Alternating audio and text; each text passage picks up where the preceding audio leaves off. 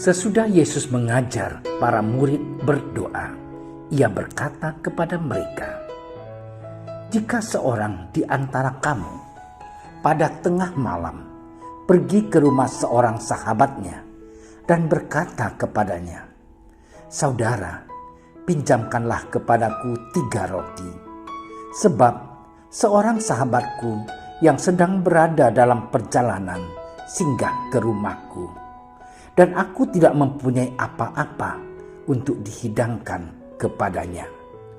Masakan ia yang di dalam rumah itu akan menjawab, 'Jangan mengganggu aku, pintu sudah tertutup dan aku serta anak-anakku sudah tidur. Aku tidak dapat bangun dan memberikannya kepada saudara.' Aku berkata kepadamu, sekalipun ia tidak mau bangun dan memberikannya kepadanya, karena orang itu adalah sahabatnya, namun karena sikapnya yang tidak malu itu, ia akan bangun juga dan memberikan kepadanya apa yang diperlukannya. Oleh karena itu, aku berkata kepadamu, mintalah, maka akan diberikan kepadamu. Carilah, maka kamu akan mendapat. Ketoklah, maka pintu akan dibukakan bagimu. Karena setiap orang yang meminta, menerima, dan setiap orang yang mencari, mendapat, dan setiap orang yang mengetok, baginya pintu dibukakan. Bapa manakah di antara kamu, jika anaknya minta ikan daripadanya, akan memberikan ular kepada anaknya itu ganti ikan? Atau jika ia minta telur, akan memberikan kepadanya kalajengking?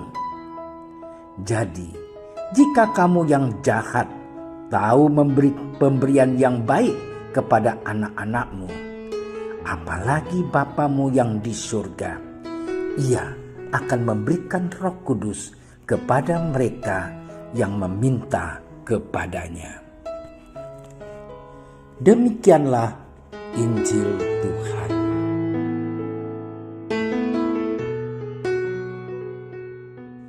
Saudara-saudari yang terkasih, 2 orang yang bersahabat akan menjaga relasi persahabatan mereka dengan saling mempercayai dan mengasihi satu sama lain.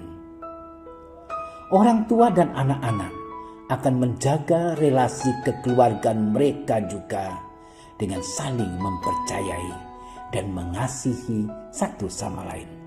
Singkatnya, suatu relasi dikatakan sebagai relasi yang baik dan bermutu apabila dilandaskan pada kepercayaan dan kasih. Ketika seorang tidak mampu bahkan tidak mau menunjukkan kasih dalam kata dan perbuatannya, orang lain akan ragu untuk mempercayainya. Sebaliknya, orang yang mampu dan mau untuk menunjukkan kasih dalam kata dan perbuatan, orang lain akan mantap untuk mempercayainya.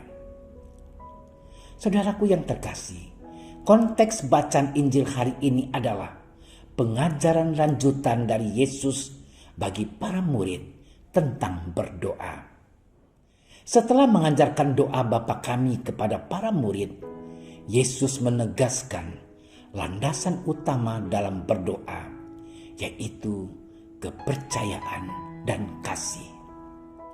Para murid Yesus hendaknya jangan ragu-ragu akan kemurahan hati Allah, melainkan sungguh-sungguh menaruh kepercayaan dan kasih pada Allah.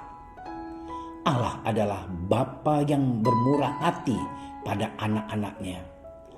Allah tidak akan sekalipun menelantarkan anak-anaknya yang bermohon kepadanya. Allah akan mendengarkan doa dan permohonan anak-anaknya, asalkan anak-anaknya sungguh-sungguh menaruh kepercayaan dan kasih.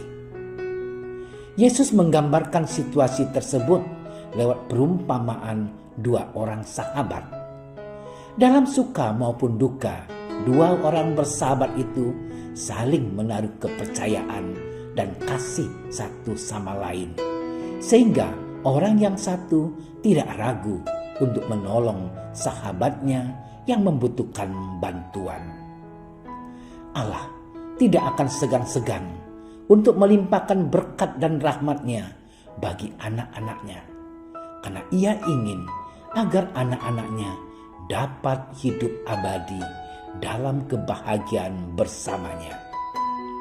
Allah bahkan merelakan putranya sendiri, yaitu Tuhan kita Yesus Kristus, sebagai tebusan untuk menyelamatkan kita manusia dari dosa dan maut.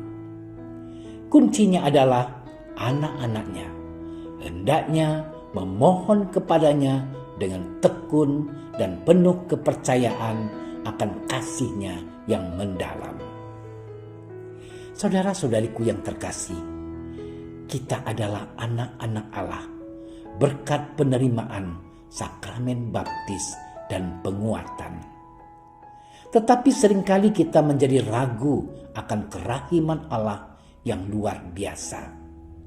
Pantaslah kita renungkan pertanyaan Rasul Paulus ini. Siapakah yang telah memesona kalian? Apakah Yesus telah memesona kita? Ataukah pesona Yesus justru kita ragukan? Kita harus melihat diri kita sendiri.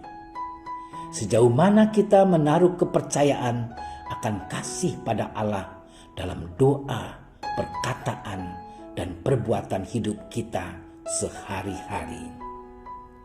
Ketika kita dihadapkan pada suatu masalah, banyak orang hanya berpatokan pada perhitungan atas kekuatan manusiawi saja.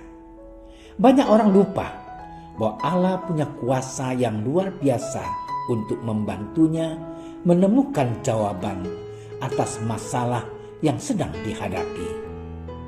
Jawaban yang diberikan Allah bukan dimaksudkan seperti suara surgawi yang turun dari atas, melainkan ditemukan dalam hati nurani maupun masukan dari orang lain di sekitar kita.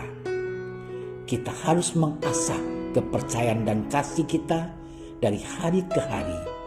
Kita harus melatih diri untuk menaruh kepercayaan dan kasih kepada Tuhan dengan mau mendengarkan sabda Allah dan melaksanakan perintah-perintahnya. Saudara-saudariku yang terkasih, dalam situasi pandemi COVID-19 ini, banyak orang berkeluh kesah dan berharap agar Tuhan membebaskan mereka dari wabah virus corona. Tetapi di saat yang sama, banyak orang tidak mendengarkan arahan protokol kesehatan, bahkan bersikap bebal terhadap teguran untuk menerapkan protokol kesehatan dalam kehidupan sehari-hari, seperti memakai masker, mencuci tangan dengan sabun, dan menjaga jarak. Akibat kebebalan itu adalah peningkatan angka penderita COVID-19 dari hari ke hari.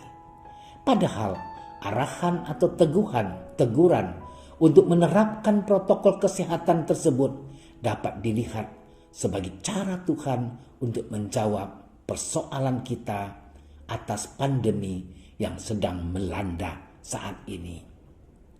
Saudara-saudariku yang terkasih, marilah pertama-tama kita mensyukuri kasih Tuhan yang luar biasa bagi kita. Allah bermurah hati terhadap kita agar kita hidup bahagia dalam naungan kasih-Nya. Terhadap kemurahan hati yang luar biasa tersebut, kita diundang untuk melatih diri dalam menaruh kepercayaan dan kasih pada Allah dengan mendengarkan sabdanya dan melaksanakan perintah-perintahnya.